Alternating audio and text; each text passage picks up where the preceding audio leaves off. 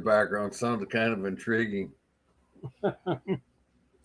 Yeah, because I had the door open. I hadn't realised it was quite as late. I was actually working, and then all of a sudden things changed. Anyway, okay. Morning, everybody. Good morning, Mike. Welcome to Talking Niagara this morning. It's Tuesday, the 12th of August, and it is dry. It's dry as a bone.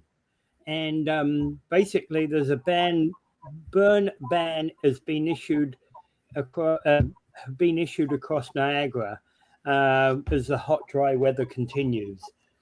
At the moment, we know that there's a ban in Pelham, Fort Erie, and a few other Fort Erie, Lincoln, West Lincoln, and Port Coburn. Welland also as well. There we go. And Wayne. Yeah, it's very dry out there.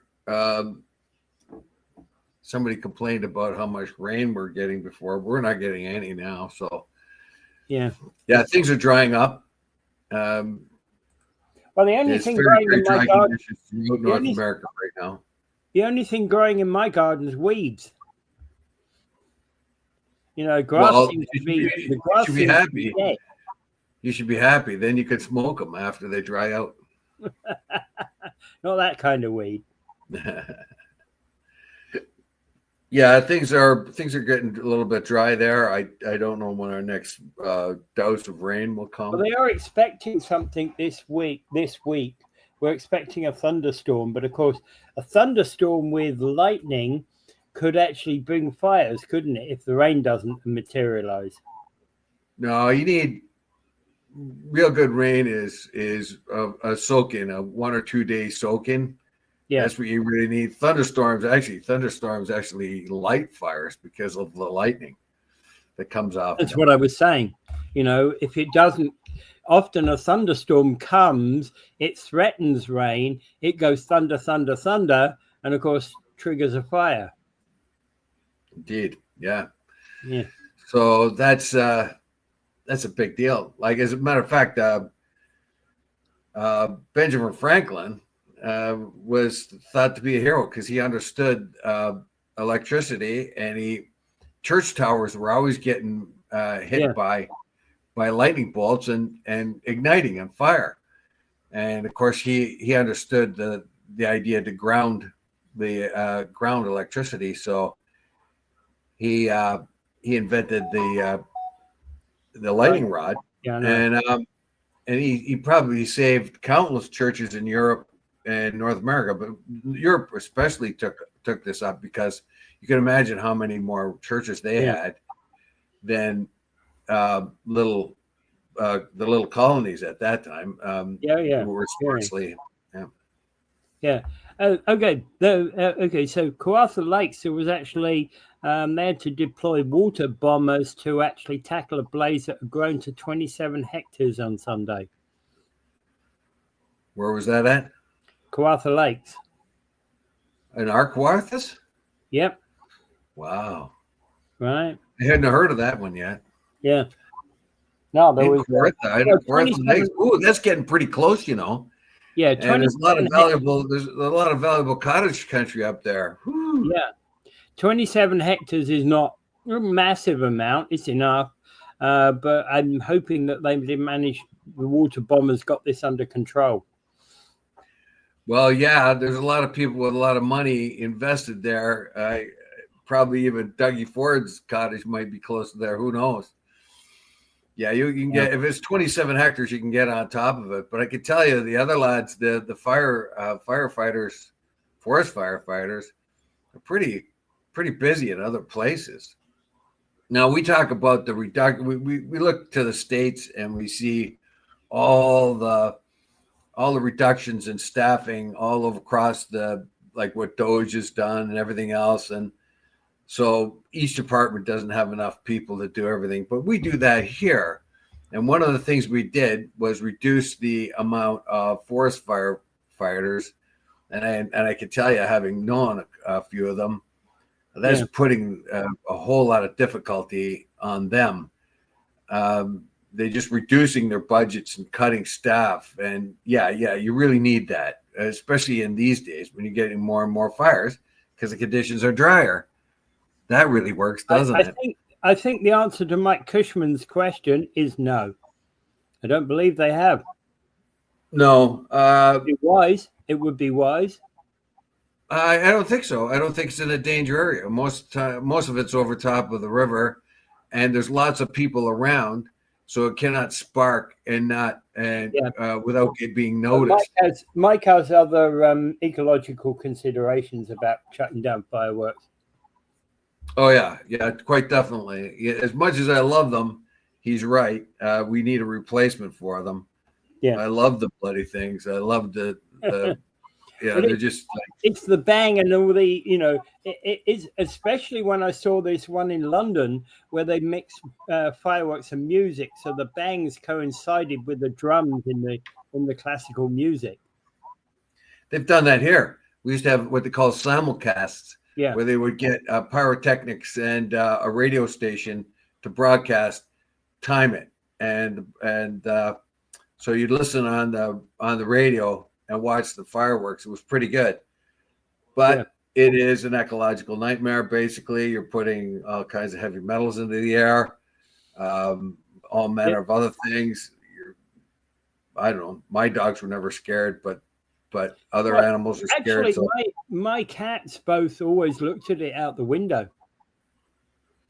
But my cats were never afraid of them. And I live right down. I live right on, a 15-minute walk away from there. Well, so we're a bit distant. We're a bit distant, being Bridge and Second area. A bit distant from it. But one of the cats used to jump up in the window to go look. Anyway, moving on. But most animals are frightened by it. So I don't know.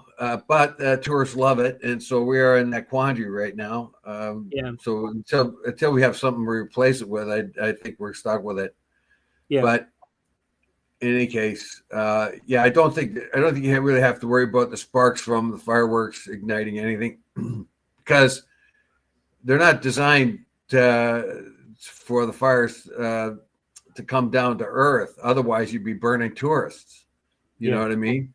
Yeah. So they're putting in places where they're not going to hit ground, because anytime they might be able to hit ground is they'll burn a tourist, and you're in big trouble now.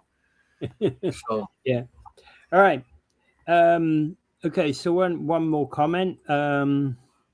Lee Monty. Hi. Good morning. Hi. Good morning, Lee.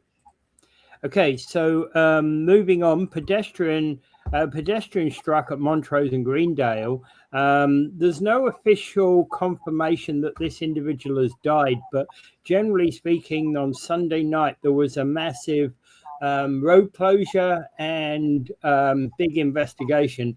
And typically they won't do that unless they're knowing for sure that the person's died or likely to die.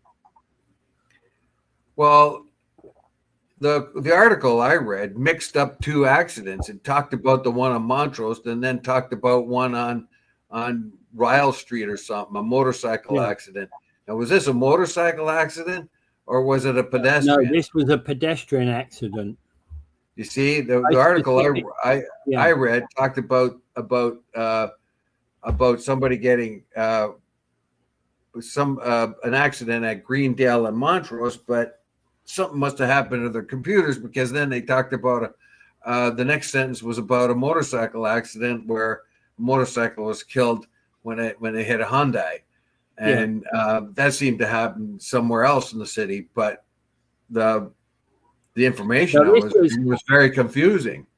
Yeah, they're basically police are hunting a white SUV that was involved in this. It was a hit and run incident on Montrose near Greendale Street, and it was late Sunday night. So it was cordoned off on Sunday night, obviously, and probably early Monday morning because of the police investigation. But but there's nothing more than that. Well, they shouldn't. If those cameras were still working, we talked about the ticket cameras that are there for safety. Well, there's one there. If they look at if the cameras are working at night at all, then they could probably find the license plate number if they're working. But that's a hit and run. That's a very common thing. I can't understand why people run. They get frightened and run away. I don't get that. No, I get the getting frightened, but typically it used to be years ago, the people who did the hit and runs, you were either drunk or you weren't licensed validly. It's not the case. People hit, and like they had that one person that dragged the person for hundreds of feet under their car, and it just drove home and it wasn't until a day or so later that they phoned and thought, oh, maybe, because they go into a state of shock. I know that happened to a guy right here, very close to where I live, or where I used to live anyway, like right at the corner of Pettit and Dorchester. I know a guy killed a woman there. And he just kept driving to where he was supposed to go. And once he got there, he kind of started talking to the people that were there with him that he was to meet, and spelled it out like, I think I just hit somebody, but he'd actually killed them and just kept going. Yeah. So people get into a state of shock. Well, I don't know and why. he's probably, that individual has probably got two conflicting things going on in his mind, because one, he's got an appointment, and two, now he's hit somebody. Yeah, but it wasn't an appointment. It was just going to see some friends. Well, yeah, but that's still an appointment. Well, you know what? I guess maybe the shock just says, "Oh, I better get to where I'm supposed to go." Yeah. And that's what I mean. I don't want to disappoint my friends. Yeah. But whatever caused the shock.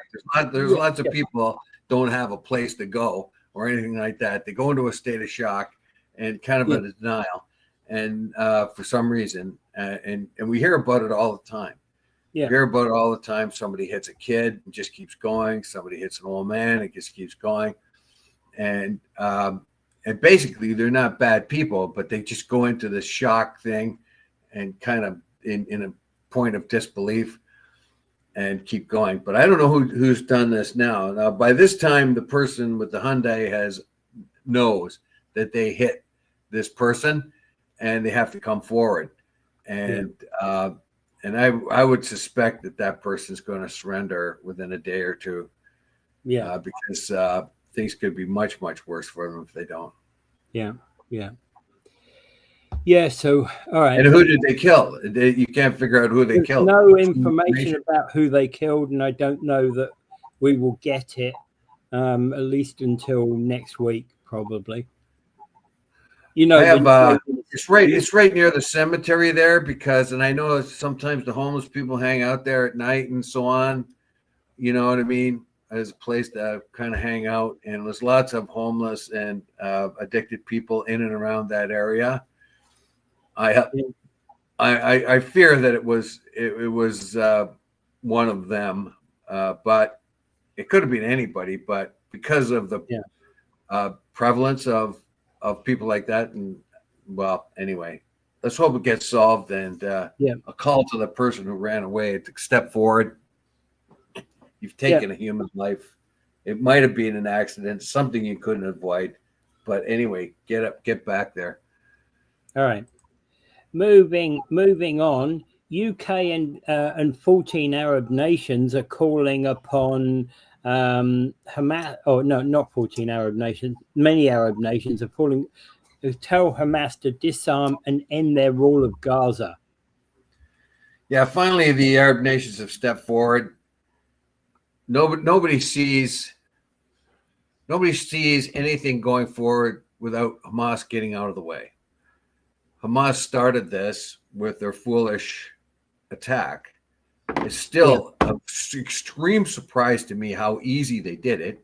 I mean, they took front end loaders, drove them up to the fence, ripped down the fence, and everybody ran in and attacked first thing they did was attack a military base where everybody was sleeping. Yeah. Like, why was it so easy to breach? I don't know. That's always weird to me, that they just drive up with a front end loader and go inside, just like that, and get away with what they did. But after that horrific October the 7th incident, it's been the other way. The horror story now belongs to the Israeli state and the IDF.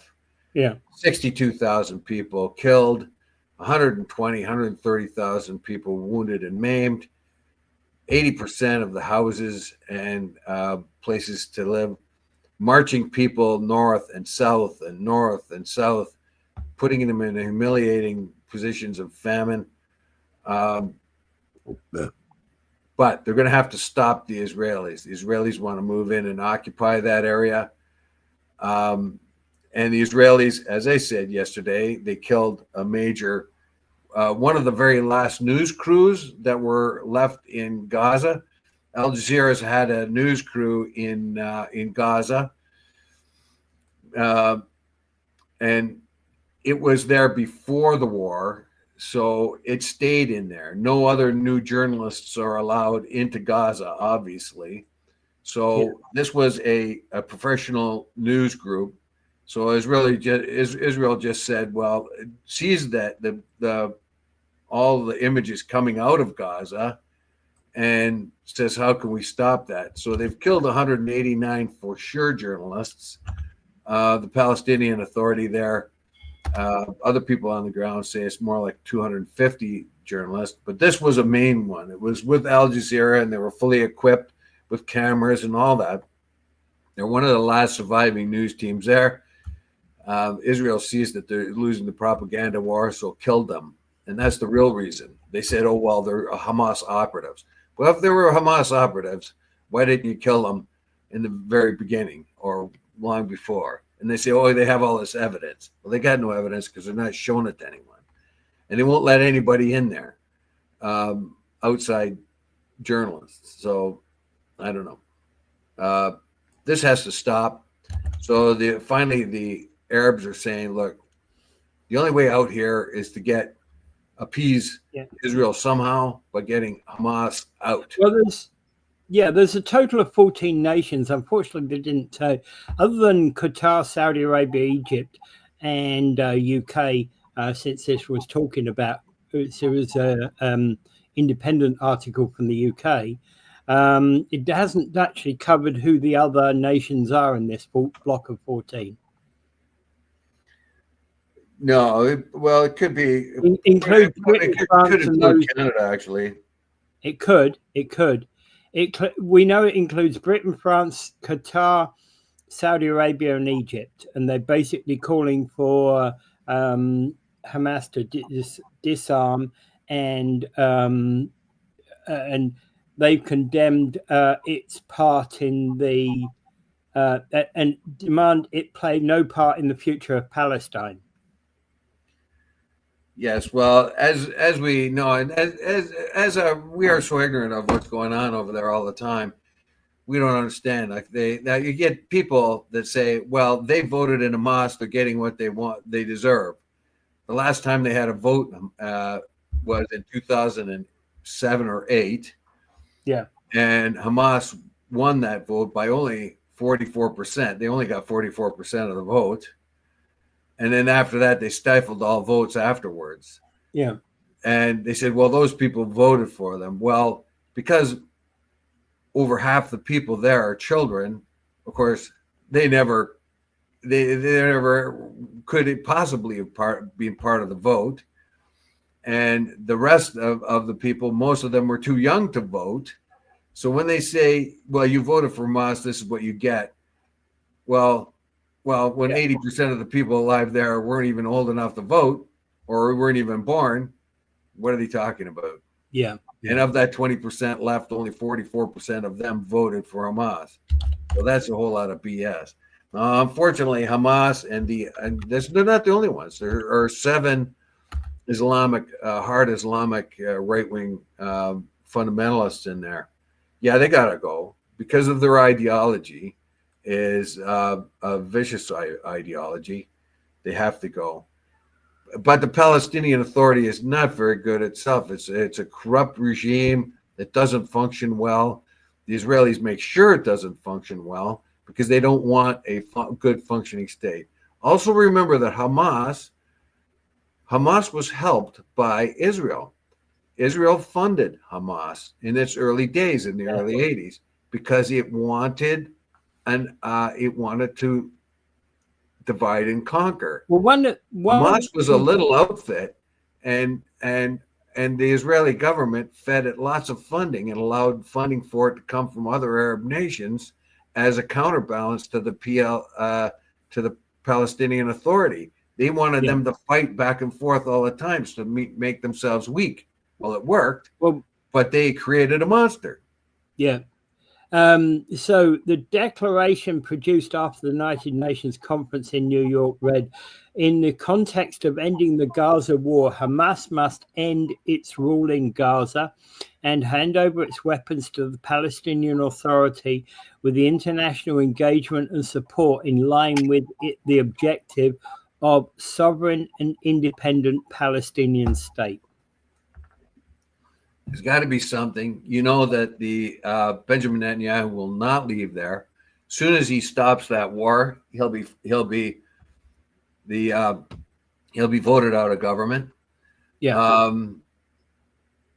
I think it was Bill Clinton recently. I heard him said that Netanyahu continually wanted a continuous war with the Middle East, including Iran, because that would ensure him staying in power. He's got this ability to scare people. You can see that there is no law in the West Bank for the settlers. They kill, they maim, they destroy at will. They beat an American to death, an unarmed American Palestinian going back to visit his family. And while he was touring his own lands there, settlers came and beat him to death. Yeah. And the U.S. government, imagine any other U.S. person anywhere in the world that happened to, there'd be a near war. But of course, they just look the other way. Oh, accident. Oh, we'll have to talk about that. Well, the Israelis are investigating at that time. It's just like with that Amin, the journalist, the Palestinian journalist, got shot in the head. Oh, it was an accident. Yeah, it was a headshot. It was the only place they could have really killed her because she had a flak jacket on. Well, and also, okay, so this Anas al-Sharif, who was amongst journalists killed in an Israeli strike in Gaza. Tell us about that. Yes, this is a fellow. I got to get the article up. It's been a couple of days since I've put it there, but he's a correspondent. He's been warned by the UN. He's been warned by many others that Israel will target him because Israel cannot stop the amount of visual evidence coming out of Gaza. They've stopped all Western journalists, all journalists from all over the world. No journalist is allowed in Gaza unless they go with the IDF, and they'll take them to one little place and take them back again. So journalism is stopped there. But what happened was, of course, the Palestinians had their own journalists there, and they had an Al Jazeera crew. And this Al Jazeera crew, Anas al-Sharif, was one of the only professional journalism left. They've killed around 200 journalists there. So they're making it very clear, if you're a journalist, you're going to die. But this outfit keeps going, and the United Nations and other groups have warned him, lay low, they're coming for you. And that's exactly what happened. They were meeting near the hospital in Gaza in a tent, and the Israelis wiped them all out and said they were a group of Hamas fighters. Well, yeah, now they're a group of Hamas affiliates. Not fighters, Hamas affiliates. and they made up some story about them being paid and all this other stuff by Hamas. I don't know if even one of their crew had any association with Hamas or not. But in any case, they were feeding out a lot of valuable information. These guys knew they were going to die, though. This young man said he knows that they're going to, sooner or later, they're going to come for him and they're going to take him out. And that's exactly what they did. And then they said, oh, well, because he was a Hamas operative. Well, that's kind of funny. Now the war is getting, getting close to 2 years. And suddenly now you know that the guy is a Hamas operative when he's been walking around. The true thing is they want to shut down all independent information coming out of Gaza. That's the only way. And right now they want to take Gaza City, and what they're going to do is try to clean up as much mess as they can before they open it up to international eyes. That seems to be the plan. Part of this plan of occupying Gaza is to get in there and make it look not nearly as bad as it is. So I expect if they do take Gaza City, they'll start building hospitals and doing something like that, because Israel's reputation is right out the window right now. I don't have much to say about the reputation of the West either. They've been pretty lackluster on this whole thing. But in any case, in this particular article, so it is very, very, very clear that Israel wants all eyes out of Gaza, and this Al Jazeera team was completely murdered. Cameraman, staff, everybody wiped out, 7 of them. The attack actually took 9 lives. The other 2 were just innocent bystanders. And according to the Israeli far right, there are no bystanders. There are no innocents in Israel. If you're Palestinian, you're part of the problem. You got to be. If you're in the way and you get killed, just too bad. If you starve, just too bad. It's a harsh, harsh thing. Netanyahu is denying every day. Even Joe Rogan won't let him talk on his show, so thumbs up for Joe Rogan. He's not going to let Netanyahu spread his lies on his show anyway. And it's got to stop. And at least the Arab nations are now stepping forward. Everybody's been afraid.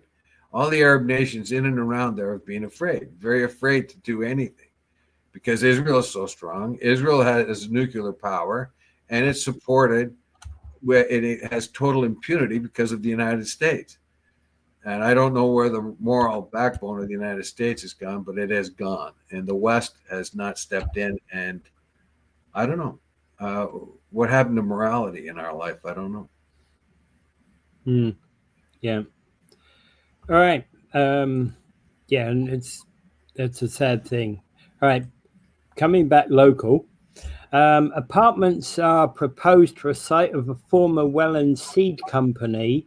So this was the former site of Vaughan Seed Company in Welland, and they were saying this is at 111 Victoria Street.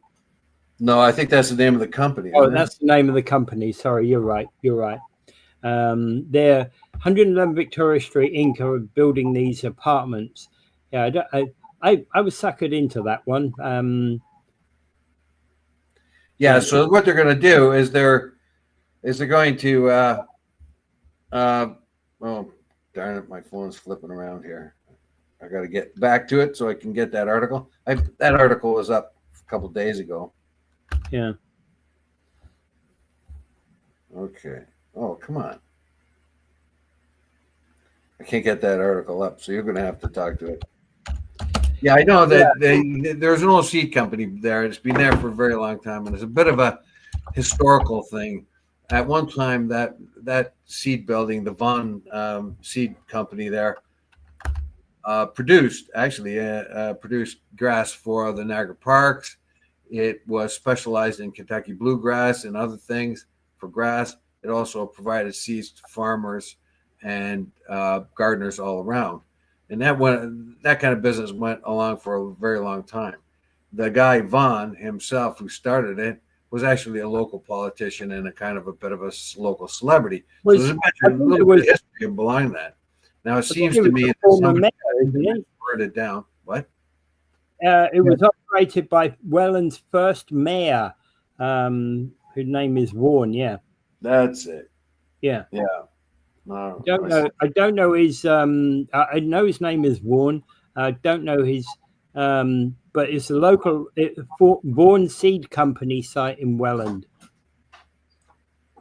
Yeah. So it's I don't know. It's kind of interesting that this. I don't know. I can't get the article up. So Yeah. like I read it a couple of days ago. Yeah. And I'm trying to find. No. Well, as with anything that's comes up like this, I always find it interesting. You know. Yeah. So this is just it just won't let me read it. My phone. So since I haven't read it for a couple of days, that I read it before you posted it actually, and at a different time. But Well, yeah, so basically what they're doing, and now they're going to have to go through the whole process of talking to the neighbors and all that other stuff like that. I can't remember if there's going to go for the. It's going to be 36 apartments, I believe, 35 apartment units in there. How many? I'm trying to remember if they mentioned anything about affordable. Don't see anything about affordable in here. Yeah, so and we remember too that housing starts all over Ontario are way down. Construction's way down, which I mean, partly influenced by tariffs, partly influenced by the fact that they don't have enough guys. Actually, they're laying off guys because they can't sell the houses. Well, hey, maybe they're too expensive. We've got a lot of people trying to find a house. My middle boy looks like they've just finally found a home. They've been looking for 2 years, and it looks like they may have finally got one. A home to buy. A home to buy, yeah. Yeah. So so it's been a 2-year struggle. Him and his better half have good solid incomes and all that, and it was just dumb. They had to find another mortgage broker because the banks were just too stupid, and I don't know. So they went to a mortgage broker and they fixed that up real quick. There's an interesting thing is about banks. It's like so here it is. I own this place, and my landlord would sell it to me for this amount of money. And if I'm going to pay the mortgage on this place, I'm going to be paying $1,200 a month, but I'm paying $2,000 a month on the rent at the moment. And the bank says mortgage application denied.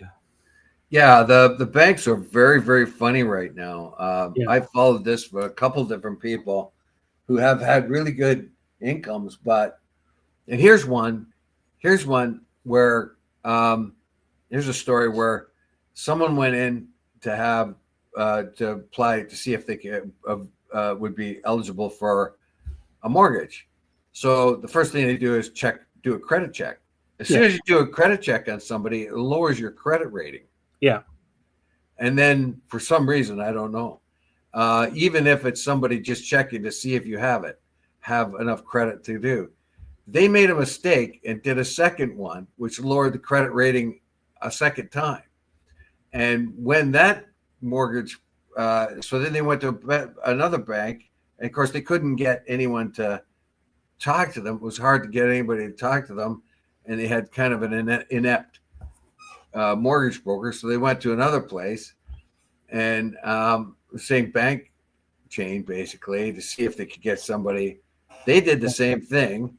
They did a credit check, and then the guy says, well, yeah, if you come to before the 3 credit checks that we did on you, you were fine, but now we've done 3 credit checks on you, which has lowered your credit rating, and so we can't give you the mortgage. And he says, you guys did the credit rating, and you know what it was beforehand. You did that. I said, well, it doesn't matter. Those are the rules. It doesn't make any sense. We pay all our bills. Yeah. Everything's all done. This is our income. Yeah, but those are the rules. Like there's a lot of people that don't know what they're doing. Yeah, absolutely. And they should have taken that credit rating as it was. Yeah. And the weird thing is, for example, I know of people who actually who as part of their bank account package, they actually have credit check info on it. Yeah. Yeah, it's so weird. And Yeah. I'm not so sure these people even know what they're supposed to be doing. Yeah. But I do know, I do know that the standard banks are just like weird. I mean, I had to jump through hoops the last two mortgages I got, and my credit rating is astounding. I had backup, I had all kinds of stuff, and when they asked me for more, like I had like when I got the mortgage for this place, it was just transferring my mortgage from an approved mortgage from one place to this place. Yeah. That's not that big of a mortgage. I can say that, but and then when they said, "Oh, we need this, we need that," and I said, "You've got it all. You've got all that information. You've got it all because I already hold a mortgage with you." Yeah. Or they still want it. They want this and they want that and want that. And then finally, the last day, I come in and they says, "Oh, there's more. We need this more information." I said, "No." I says, "Look, if I give you that, the next thing you're going to want is my DNA. You can see that my credit score is fabulous. You can see that I've got backup. You can see that I've paid my bills for the last 35 years in this institution. What more do you want? You want my DNA? I'm not going to give you my DNA. You're going to give me the mortgage or you're not." Yeah. 10 minutes later, they gave me the mortgage. I'm surprised because usually the easy answer there is, sorry, mate, bye. Anyway. Well, they had no excuse. They had no argument. And there was two women in there. There's two women in there. And they both kind of looked at me like I was a potential criminal all the time. And I just told them, "Look, do you have all the information? You can see that I've had a mortgage with this place since on and off this many times. And I have this and I have that. And this is my equity. What are you doing?" Yeah. I'm not going to give you any more information. You've got everything. And seriously, do you want my DNA? That's what I told them. I said, "Do you want my DNA?" Yeah. Okay, so the SPCA has found 76 abandoned cats over the last 4 days. Yeah, it's a horrible story. Yeah. They had a bunch of abandoned animals, particularly cats. 76 cats. There's been dogs too. There's been other pets. Yeah. Dogs and cats. Now, some of the dogs and cats are not in good shape, but most of them are in pretty good shape. And the problem here is people cannot afford their pets anymore. Yeah. That's the bottom line. People are giving up their pets. And that's in the article. It shows that most of them are in pretty good shape. It's just that people cannot afford them.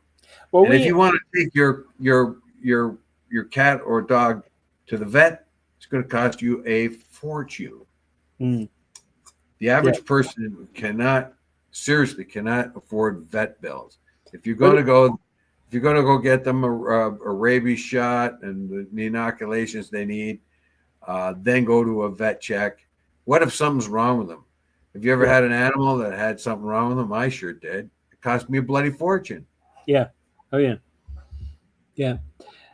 Okay, yeah. Well, one of these sort of things, we had a cat that we kind of figured it must have been dumped in the area because we had this cat came along to our place and our little girl didn't like it one bit. It's like, this cat is intruding in my territory, but for whatever reason, this cat decided it wanted to center on our home. And for this longest period of time, it just wouldn't go. We took it to the Humane Society and they found it had a chip, and it was like a 10-minute drive away from us to get where that place was. They didn't tell us where it was. They told us about a 10-minute drive, based upon where we were, right? Because we told them where we were, right? Mm-hmm. And so they seen that this might be one such thing where you take the cat away and drop it off somewhere. Yes, but abandonment is a big thing. I mean, I rented a townhouse for a while, and that happened on one occasion where they had a nice cat and they just abandoned it. But we found them and we phoned them and said, "Look, come and get your cat." And they said, "Oh, we didn't have a cat." And I said, "We know you had a cat. We know this is your cat. Come and get your cat."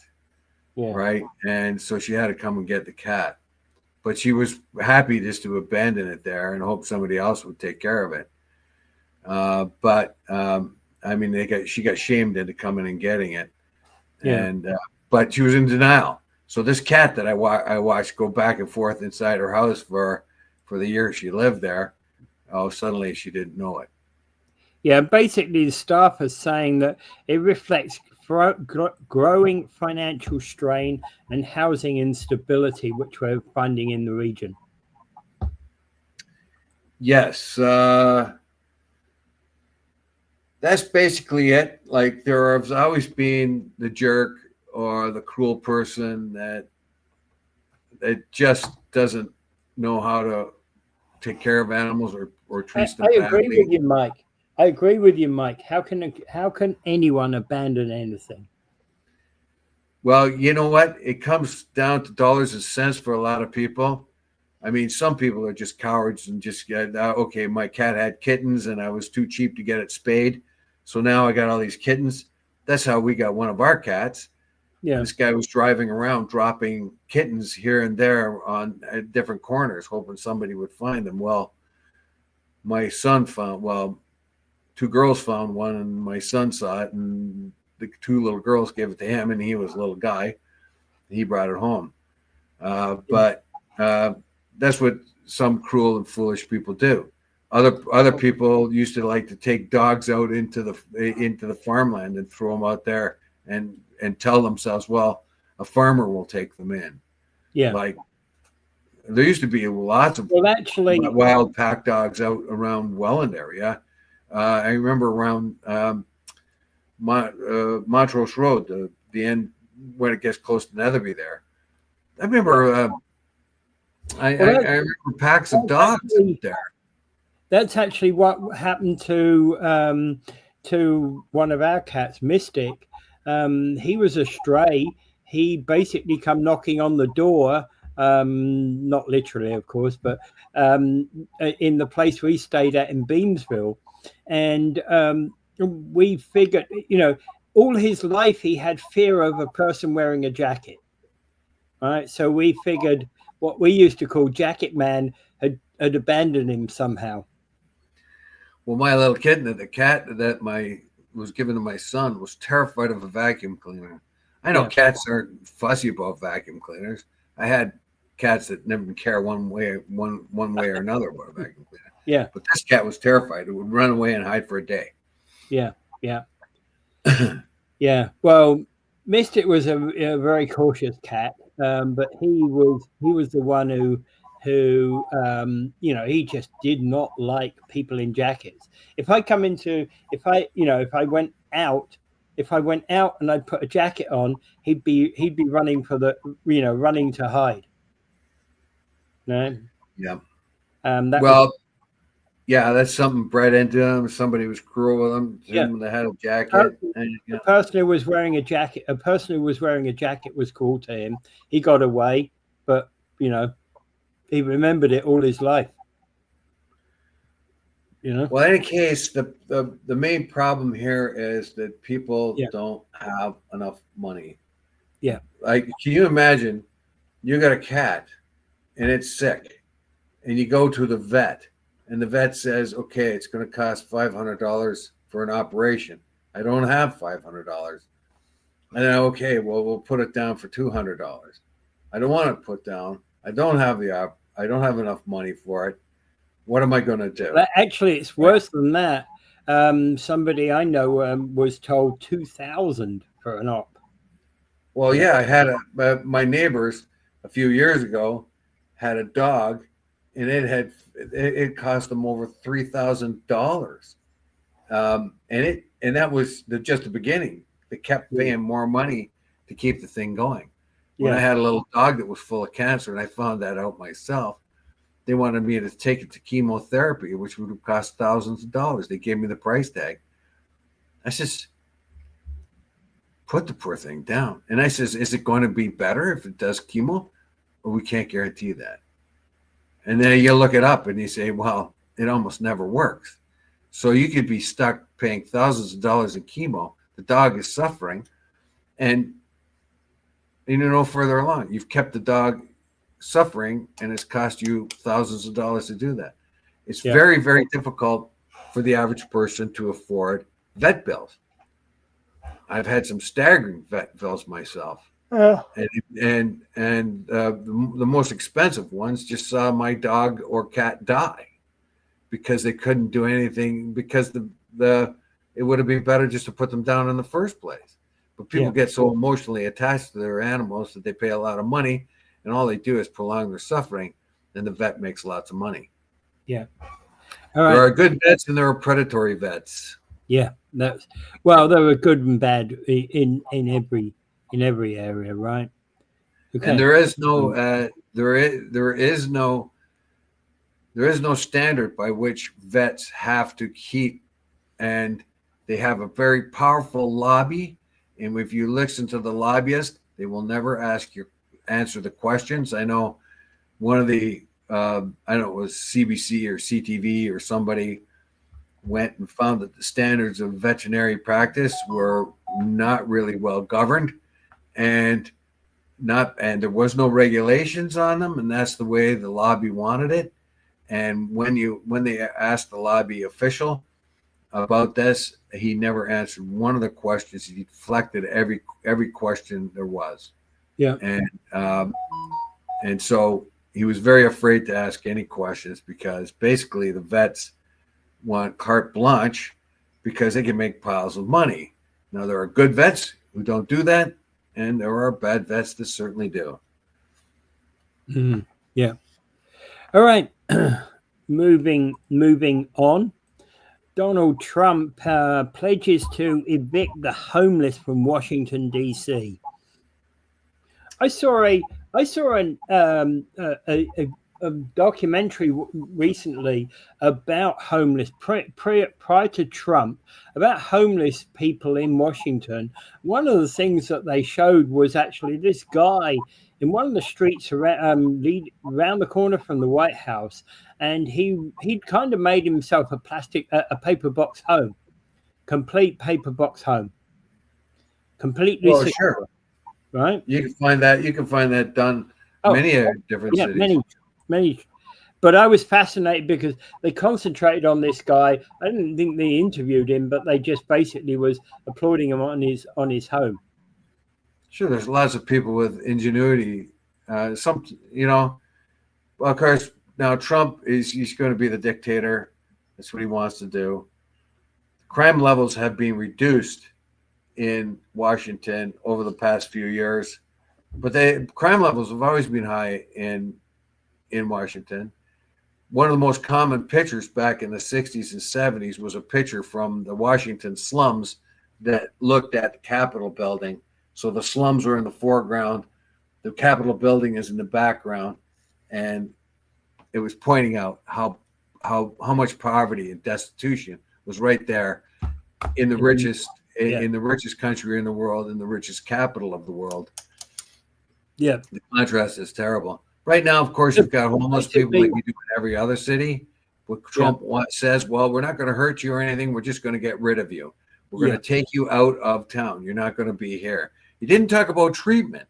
He says, well, we're going to give you a good place to live, but it's not going to be here. We're going to truck you out and put you someplace. But he didn't talk about treatment. He didn't talk about other aspects of what was happening. So he's going to force those people, override their rights. Now, you could argue, like we have argued here, that sometimes you might have to take control of that kind of situation, like we've thought here, because we don't seem, our programs of our drug programs and our homeless programs don't seem to be working very well.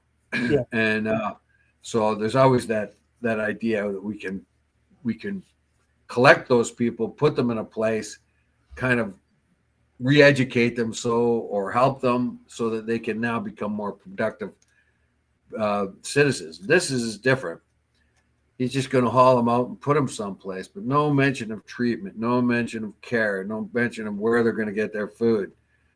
And crime, he says, well, the criminals can stay because we're going to come and get them. Well, guess what? You can put as many jackbooted soldiers on the ground. They're not police, they're soldiers.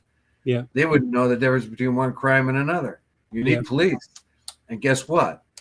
Trump's big, beautiful bill and Doge reduced the police presence in Washington, D.C.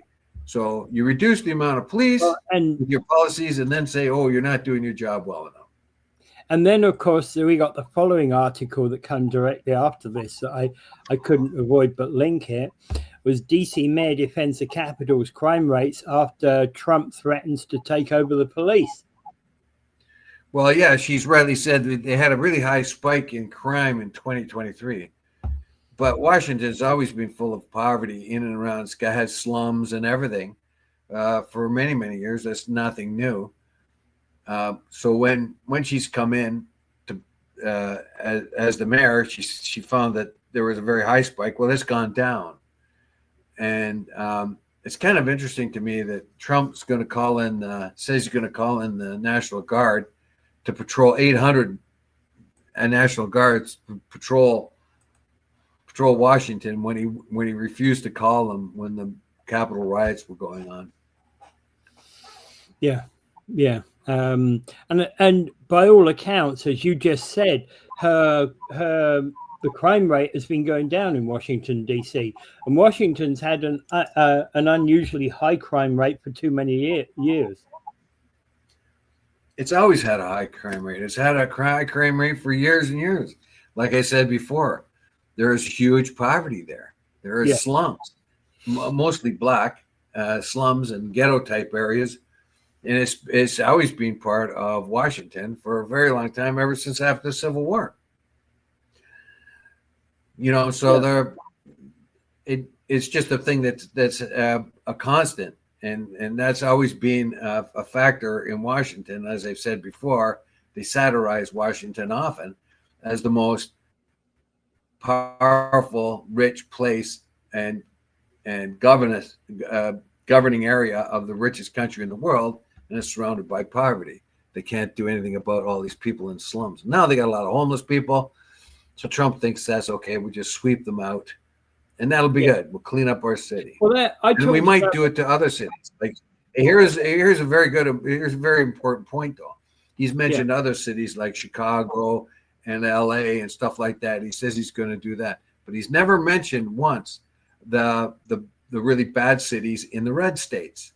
That same thing is happening in the red states in their cities, but he's never mentioned one of them that has to be cleaned out. Yeah, because there is allies, of course, and he's got to take the lead. He's got to be seen, I guess, to take the lead in those cities that are not his supporters. Where else than Washington, D.C. itself? Yeah. Well, I'll have to say that coming up, Trump is a dictator wannabe, the beloved leader of the Republicans, how they love to bow down and kiss his boots. I don't understand that. But I will sort of hedge that because he's going to be talking to Putin on Friday. And if he can get some kind of ceasefire, I'll give him credit for that. I mean, he said he could stop the war within a day. Even before he got in office, he lied, of course, and he kept lying all the way down the line. He tried to bully Zelensky, and that didn't work because that was a stupid move in the Oval Office. Why was that ever dumb? Putin has made him look like a monkey up until now. He's finally fed up with it, and maybe, just maybe, he can get a ceasefire. But if he does, it's because Putin is out of money and out of guns, or looking at too much of too much of a war that will hurt him. Like, he's already lost thousands of young men. In the end, that's a bad policy. Even if he takes all of Ukraine, he'll never recover that. So I expect there will be a ceasefire, and if Trump can get it, I'll say, okay, I'll back off on my criticism for a microsecond. Yeah. Well, I do hope there's a ceasefire comes out of it. That's yes. Anyway, those people need relief. The Russians and Ukrainians. The Russians got pushed into this by Putin. Ukrainians got pushed into it, and I seriously blame the West for this in a big way. They kept expanding NATO, and they were going to push from NATO. And Putin warned them. He had warned them for many years. 15 years, don't do that. But they keep doing it. And he said he didn't have another choice. But I don't believe that. But there was choices that he could have had. But the West pushed him into it and gave him his excuse that he needed. And goddamn Bush and goddamn Biden, because they could have, Bush could have stopped this whole thing in the very beginning when he pronounced that Ukraine and Georgia were going to become part of NATO. That put them at risk right away. And goddamn Biden for giving Ukraine only half of the weapons it needed to defend itself. He was an idiot too. He could have stepped in when that war started. But all he could say is, when he asked about it, he said, well, those weapons that we're shipping over there, they're good. They're made by union guys. They're good union jobs. You idiot. Those weapons are killing a whole lot of people. And You're talking about the good union jobs. Jesus Christ. Yeah. All right. So Mike's basically making a statement that he's often making. Capitalism is joke. Capitalize on your misery. Yeah. Well, hey. I think you kind of need to build the communist revolution here, Mike. Almost, but what's happening here is a narrowing of powers, where the oligarchy is getting more and more power. As rich people get more and more political power, they're going to push for more and more political power. And once there's an oligarchy, and right now it looks like we're developing one, Musk, Bezos, Zuckerberg, these are the guys that are falling in line with Trump and feeding him money, because he's going to feed them power and influence, and they're going to scratch each other's back. And that poor person, that the plumber, the seamstress, whoever it is, trying to make a living, they're going to get stuck. They're going to be without power, because people with power don't think that lesser people deserve power. Once they get into power, and once somebody gets elected into office, then they disrespect their constituency. It's very hard. I know I was a union guy and I got voted into offices. The hardest part is explaining to your membership why you're doing what you're doing, because they're ignorant of it. So what tends to happen in union politics and everything else, they just tell the people what they want to hear and do what they think they have to do. Yeah. And the next step in that is just shut out the common folk altogether, and we'll run things. Yeah. All right. Well, we won't be holding the revolution today, Mike. No, we won't. But I don't know. I don't know. I just got an image of Trump in Washington with a pitchfork up his ass. Well, there's a picture here with Trump in front of the mayor, DC mayor, Muriel Bowser, who looks as if she would stick a pitchfork up his ass. Yeah. Yeah. Well, if there is riots in Washington, maybe you will see that. as the peasants revolt, and the pitchforks and torches come out, and one of those pitchforks, it will be standing on end with Trump sitting on the top of it. I wonder, you were talking about slums. Probably half those slums have been removed in the last 20, 30 years anyway from the time. I'm not so sure. I'm not so sure. A lot of black people live there. I think a lot of people that began in the Civil War, basically, when there was already a lot of slaves there, of course, earlier on, but around the time of the Civil War, freed slaves would go to Washington because they thought they would be protected there, and obviously too because Washington was heavily defended, and so freed slaves would end up there, and then they would just stay there. But there was poverty and never resolved. Yeah, and now just okay, we're going to push them out, mm-hmm. and that. I don't think so. But a lot of people say, "Oh, this is race baiting. He's going to get rid of all the black and brown people." I don't think so. I don't think that's it. I think if a white person was homeless, he'd get rid of them too. But probably black people are homeless in higher percentage to their population. Yes, because there's much more. I don't have black people there. Yeah. And I don't have statistics in front of me, but I'm prepared to believe that is the case. Yeah, and poverty's always been much higher among the black population in America. 5 times as much, and gun violence is 5 times as much there. And like they cannot break that cycle of poverty and ignorance. Yeah. All right. Okay. I think we're going to have to call it quits at that point. Okay. Without further ado, I bid you do not forget Gaza, and maybe something will happen because the Arab states have lent their voices here. If they don't do something, their own populations will be very, very harsh on them. So they had better step in somehow around the way, and get ready for the Israelis to trying to expel Palestinians from the West Bank and Gaza. Particularly the West Bank. They want that big hunk of territory in a big way.